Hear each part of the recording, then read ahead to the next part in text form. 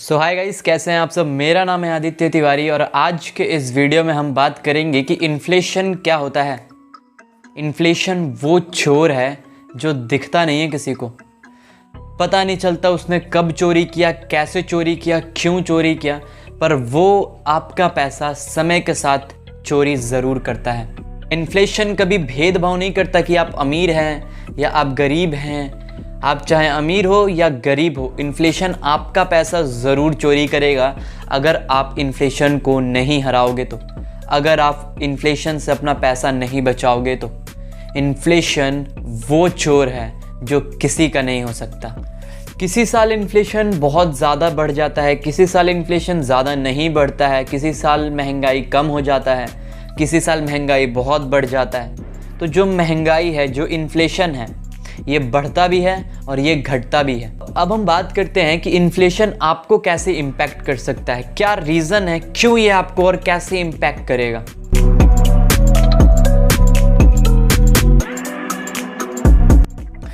Let's suppose आज से 1 साल पहले जो पेट्रोल था वो 70 रुपये लीटर मिल रहा था और आज पेट्रोल 90 रुपीज़ लीटर मिल रहा है। तो ये महंगाई तो बढ़ा, पर क्या आपका इनकम बढ़ा?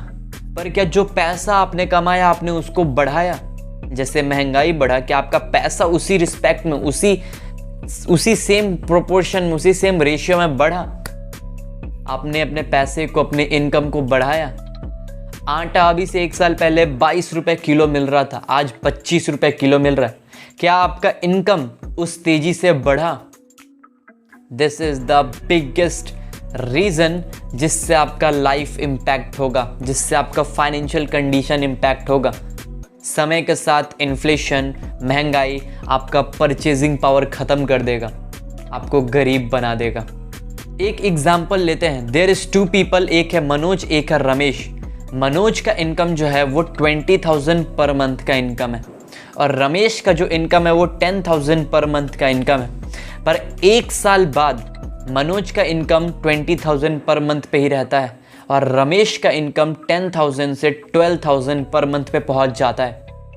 यहाँ पे किसने अच्छा काम किया और कौन बेहतर है, ये आप बताओ। कमेंट में ज़रूर बताना कौन बढ़िया है।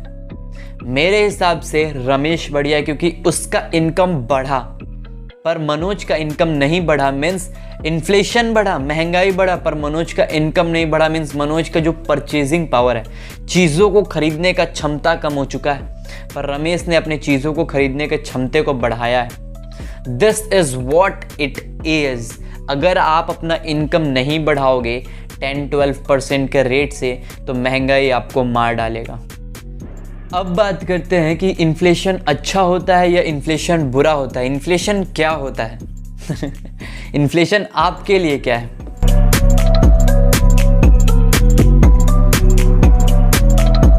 Let's suppose you are a consumer. आप एक कंज्यूमर हो जो कि कोई चीज़ को खरीदोगे, तो आपके हिसाब से इन्फ्लेशन अगर ज़्यादा बढ़ेगा तो आपके लिए बुरा होगा, क्योंकि अगर इन्फ्लेशन ज़्यादा बढ़ेगा तो चीज़ों का जो प्राइस है वो महंगा हो जाएगा और अगर चीज़ों का दाम महंगा होगा तो आपको ज़्यादा पैसा देना होगा चीज़ों को खरीदने के लिए। सो इन्फ्लेशन अगर ज़्यादा तेज़ी से बढ़े तो आपके लिए घाटा है। और अगर एक बिजनेसमैन है, उसके लिए इन्फ्लेशन अगर ज़्यादा तेज़ी से बढ़ता है तो उसके लिए फ़ायदा होता है, क्योंकि बिजनेसमैन आपको सामान बेच रहा है तो वो चाहेगा ज़्यादा से ज़्यादा प्राइस पे वो सामान आपको बेच सके। So it's depend upon person to person कि आपको किस चीज़ से बेनिफिट है। कंज्यूमर के लिए महंगाई कम होना चाहिए और बिजनेसमैन के लिए महंगाई बढ़ना चाहिए। सो इन चीज़ों को ध्यान में रखते हुए गवर्नमेंट ट्राई करती है कि भारत में महंगाई 4 से 5% के रफ्तार से बढ़े, ना ज़्यादा तेज़ी से कम हो, ना ज़्यादा तेज़ी से बढ़े। महंगाई एक नॉर्मल रेंज में रहे, नॉर्मल तरीके से बढ़े, तो ये बेस्ट होता है इंडिया के लिए। इंडिया में इन्फ्लेशन 3, 4, 5 के बीच में रहे तो बेटर होता है। अब हम बात करते हैं कि इन्फ्लेशन बढ़ता क्यों है, इन्फ्लेशन घटता क्यों है, इसके पीछे का जो मेन रीज़न है वो क्या है।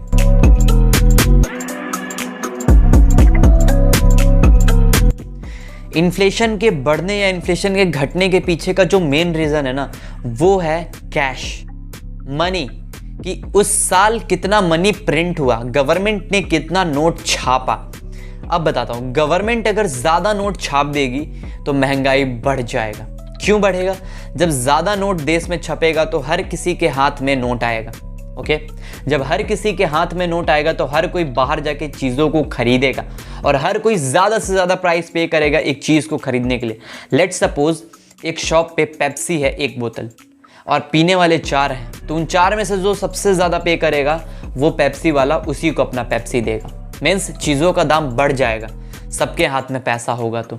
और वही कैश अगर गवर्नमेंट कम छापे तो महंगाई घटने लगता है, क्योंकि लोगों के हाथ में कैश नहीं होता तो लोग खर्चा नहीं करते, और लोग खर्चा नहीं करते तो चीज़ों का दाम घट जाता है। So it depends only on cash, कि कितना कैश प्रिंट कर रही है गवर्नमेंट। नाउ अब बात करते हैं कि आप कैसे इस इन्फ्लेशन को, इस चोर को कैसे आप हरा सकते हो, कैसे आप इस महंगाई से बच सकते हो।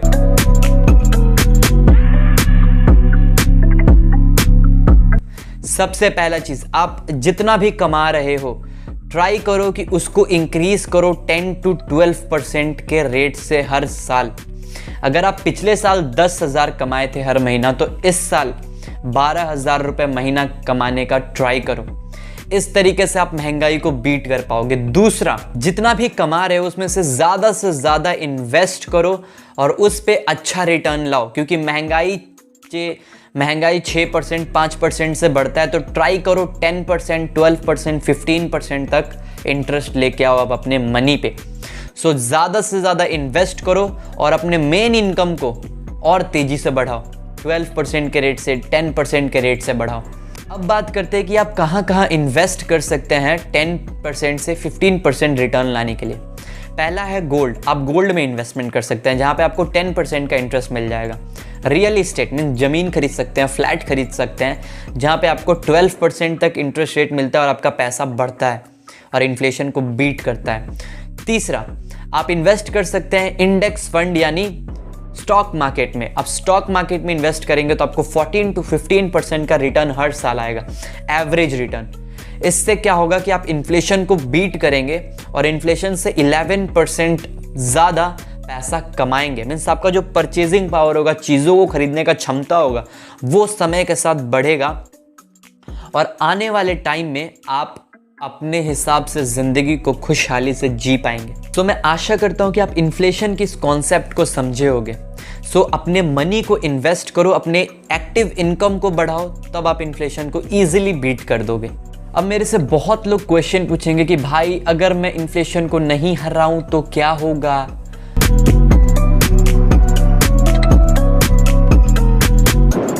तो भाई तुम्हारा जो आने वाला जनरेशन है ना, वो सफ़र करेंगे जैसे आज तुम कर रहे हो, क्योंकि तुम्हारे जो ग्रैंड पेरेंट्स थे उन्होंने इन्फ्लेशन को समझा नहीं, उन्होंने इन्फ्लेशन से ज़्यादा कमाया नहीं, उन्होंने इन्फ्लेशन से ज़्यादा अपने मनी को बढ़ाया नहीं।